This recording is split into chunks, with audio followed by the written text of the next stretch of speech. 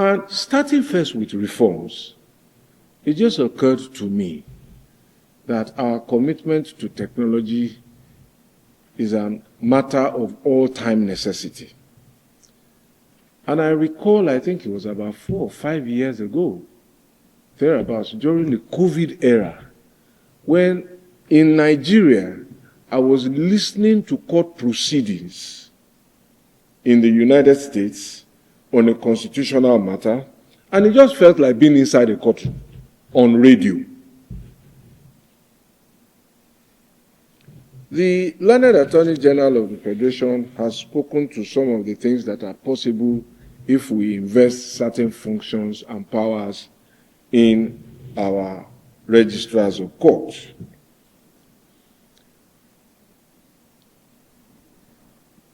But when we make those investments, do we bear in mind the real purpose, the impact, and the function of the administration of justice? How well justice is administered in any environment is directly related to the quality of life in that environment. And I don't just mean a feel-good quality of life. I mean real-life livelihood issues. The price of other goods and services are defined by the price and the quality of justice. How long does it take to get disputes resolved? And the longer it takes, the less prosperity you will see in that community. Because those who want to do business in that community will be worried, and they will make other choices because they want quick turnaround. So as we gather in this strategic retreat to look each other in the face and ask ourselves, what way forward? Let us bear in mind that the administration of justice is not just a service, it is a product. How does it taste in the mouth of those who receive that product? And how does it feel in their experience? I think if we bear that in mind, the choices that we should make, and some of which we have already made by this retreat, become clearer. As Chief of Staff to a governor, I feel somewhat in a registrar to a CJ's or a Chief Judge or a High Court Judge's role. If anything goes wrong, it's my fault. So, and my governor sacked me many times. You have been sacked. And then 5 minutes later, I'll get a call. The governor wants to see you. I said, but he just sacked me. He said, please, Chief, come. And that is pressure. That is pressure. And so I doubt whether my Lord the CJM wants to sack any chief registrar. But this is what we contend with. And the all-important role of the registrar as a part of a team of men and women to deliver a service and a product is so pivotal.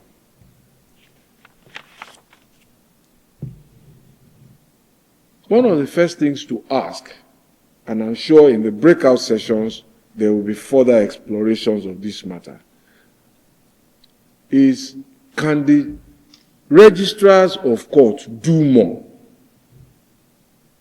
Can they do more? And should they do more? And happily for me, the matter was addressed in my speech. And the Learned Attorney General, as chairman, even though he said he did not want to steal my thunder, actually helped me to articulate the matter appropriately. In non-contentious matters, should the judges be burdened? Should the chief registrars and other registrars of court take responsibility? My argument and my opinion is that that should be the case. And even in some quasi-judicial functions themselves, that motions for extension of time and all of those shouldn't bother justices of the court anymore, contentious as they might be. Very seasoned lawyers who have some practice, who are now registrars, can deal with these matters. And I think that the outcome of this retreat must point the way to achieving that, either by legislative intervention, amendments that are possible, and proposals that can go to Parliament.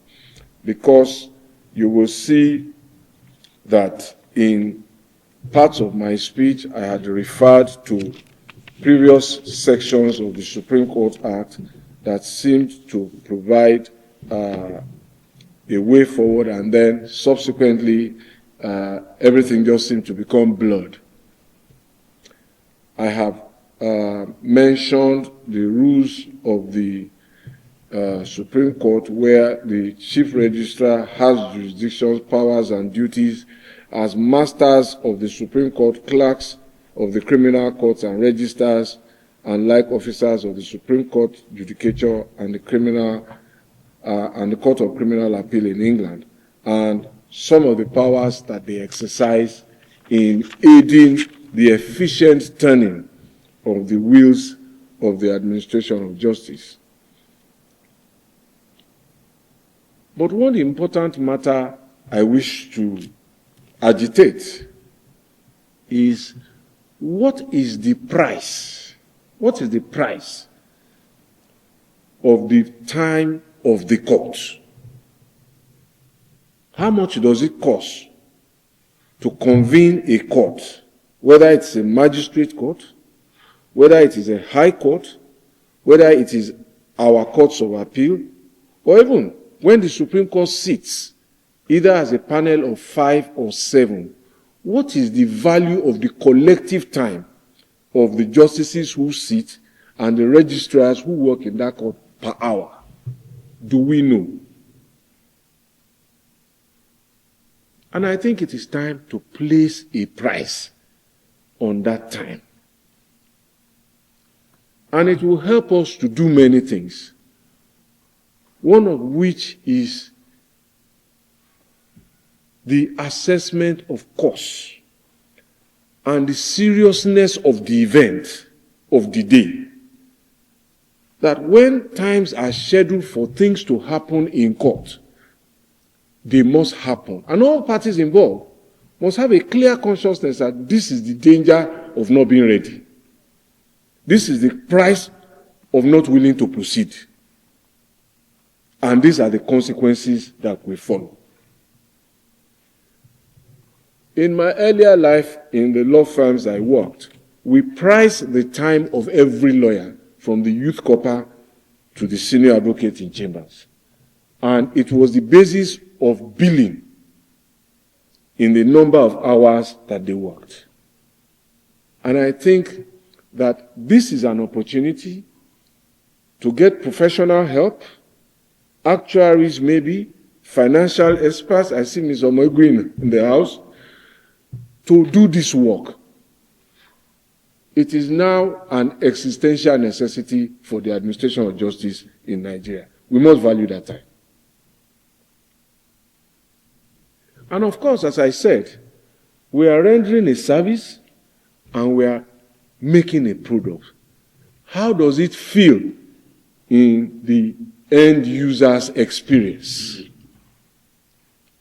So, I dealt with this, I think, somewhere on page 4 or 6, where I just reviewed a few cases: Ibana and the State, Udinkawa and Eheniacho, Mavis and Sita, and to see that they took an average of 15 years for cases to start and walk through our system, and to then ask ourselves, if you were the litigant, if I was the litigant, and I wanted to recover X amount of money, and I started that journey 15 years ago, and when all of the fine principles of law have been stated in the final judgment, 15 years after, have I really got justice?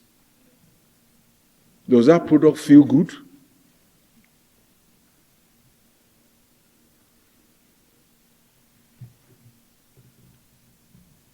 And so, what is the experience of those we serve?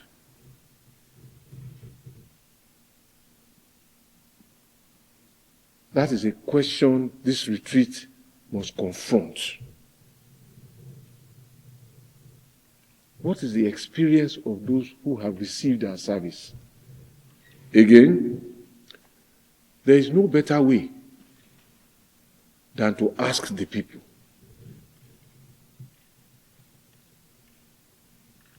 I don't know what your budgets look like, but I tell people money must not be a problem.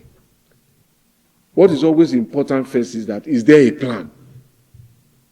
Because when a good plan is made, money will follow it. So how can we conduct, for example, a survey in each state of those who have interfaced with the system? Because that is the best way to improve how we serve them. By understanding how they feel and by listening to what they want. And by then telling ourselves we can do this for them in the way that they want it. So there are companies today who offer polling service. We use it for elections.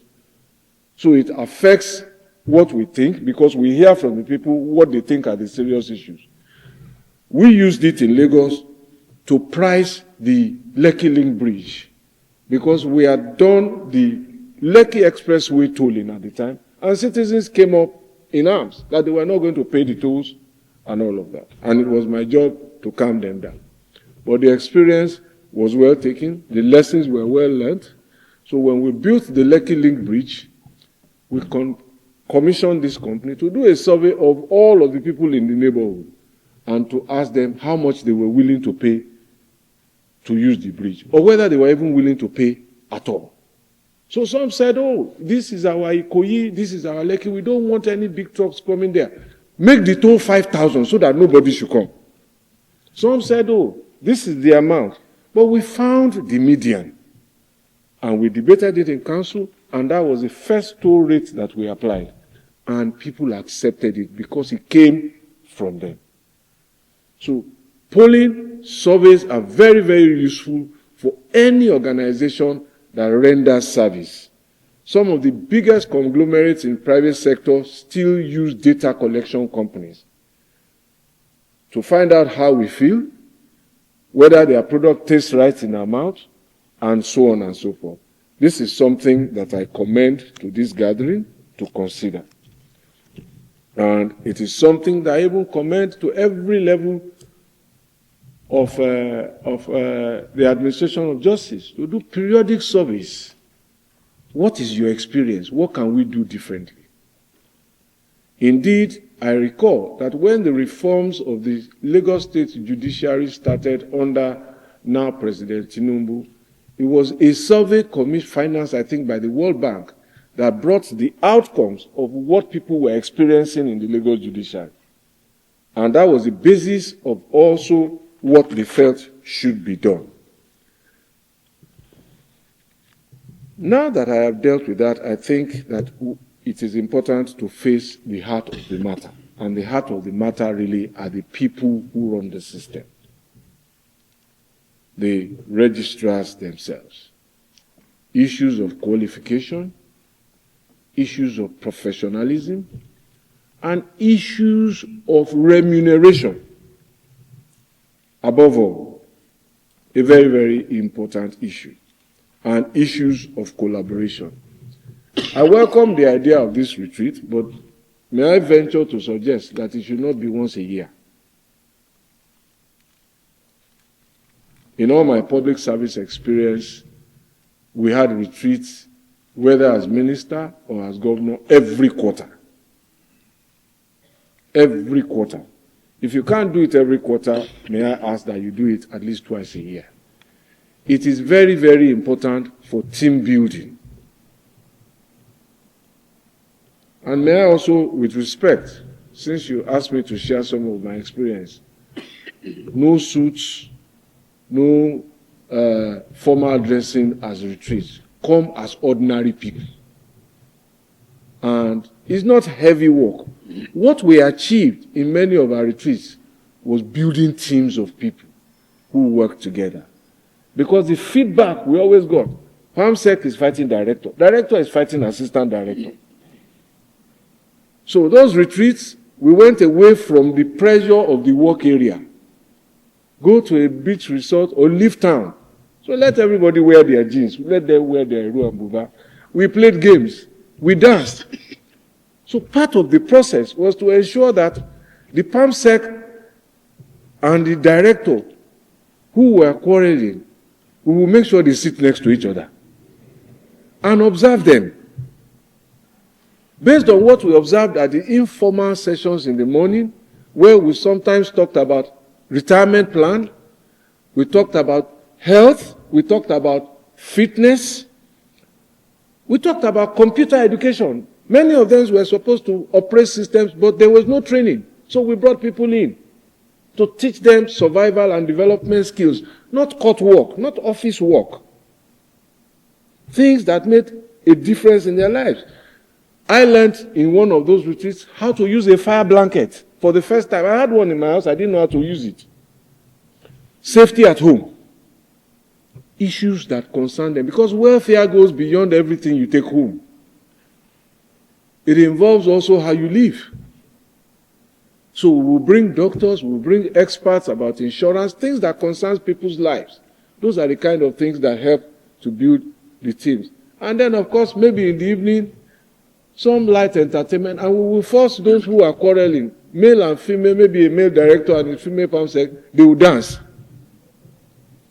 And you will see that it helps to break the barriers also. They are from different parts of the country, raised differently, facing different pressures, and they're then supposed to work efficiently as team members. You have to bridge the gap that separates them. And retreats were very helpful for me in doing that. Of course, in each retreat, there's the danger of an overload.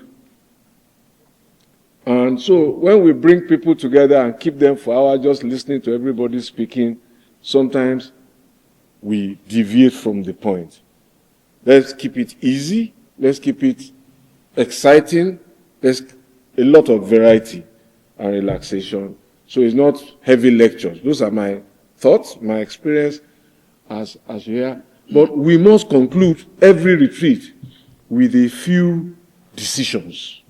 No overload. 4 issues, 5 issues, 3 issues. We are taking them back home. When we get back home, they are coming to the highest decision-making body, the Executive Council, for record. This is what we agreed to do. These are the people who are going to do them, because we are going to monitor. So when we get back to the next retreat, our starting point is what we agreed the last time, what have we done about them, how much progress have we made. Let me conclude just to say that my thoughts about the way forward is that a good place to start is to accept that the system requires a turnaround. Let us just accept that. The system was built a long time ago. It is now overloaded. It has not engaged enough new assets. So it needs a turnaround. If we agree, then job is half done. That means that all of us have agreed to look in one direction, a direction of turnaround. And one of the most exciting things that I have had the privilege to do, and I think that serious-minded people will agree, is embarking on a turnaround.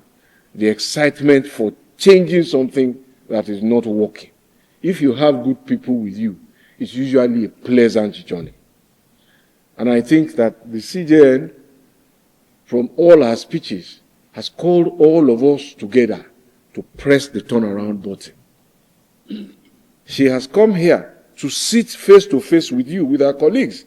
She's not asking you to back them, as you normally do when we're working. It's to say, let us take this journey together.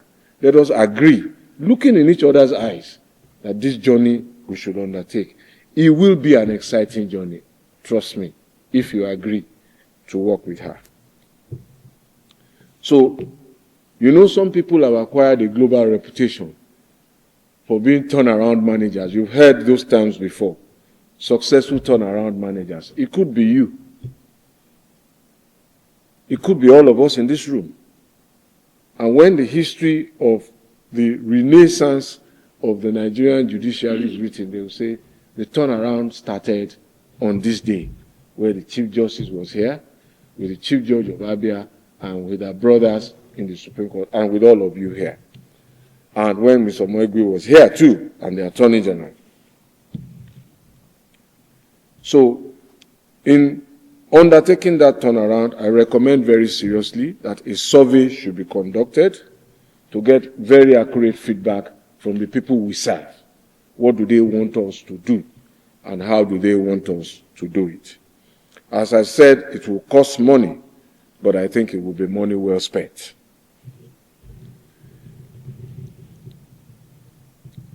I also recommend that we should undertake comparative studies of other jurisdictions where success has been achieved.